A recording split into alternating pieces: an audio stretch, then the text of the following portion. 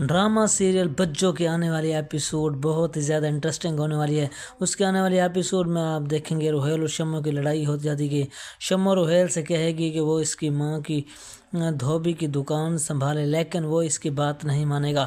فواد اور بشرا جواد کی وجہ سے پریشان ہوں گے۔ جواد کی حالت بہت نازک ہوگی، وہ کوما میں چلا جائے گا۔ روہیل اور شمو ہر وقت آپس میں لڑتے رہتے ہیں۔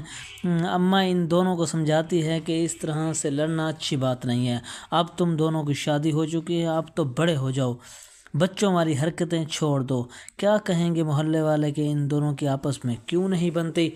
بچوں بھی ہر وقت شمو سے لڑتی رہتی ہے۔ گھر میں بشرا کی شادی کی بات ہوتی ہے تو بچوں کے اندر دوبارہ سے زیادہ جن آ جاتے ہیں۔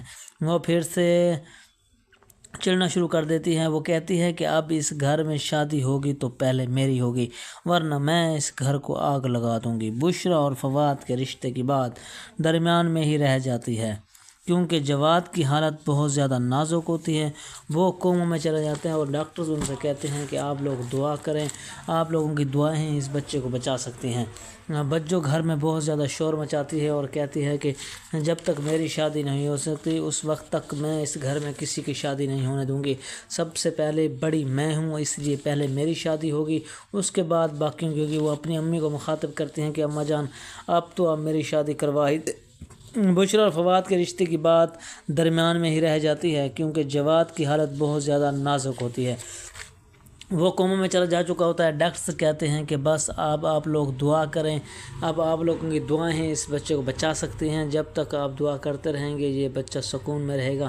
اگر آپ لوگوں کی دعائیں قبول ہو گئیں تو انشاءاللہ امید ہے یہ بچہ جلد ہوش میں آ جائے گا، ورنہ ہم اس میں کچھ نہیں کر سکتے، کیونکہ اس کی مزید حالت بگڑتی جا رہی ہے۔ آپ لوگوں کی دعائیں اسے زندگی کی طرف واپس لا سکتی ہیں۔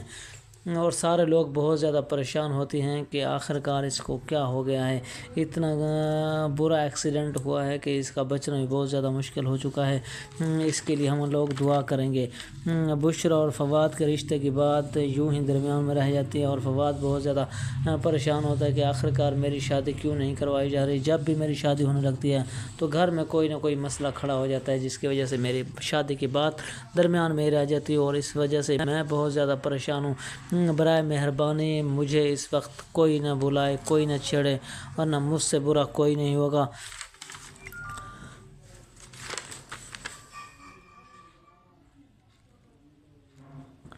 جواد کی حالت بہت زیادہ نازک ہوتی ہے اور گھر والے بھی بہت زیادہ پریشان ہوتے ہیں کہ آخرکار یہ سب کچھ کیسے اور کس طرح سے ہو گیا۔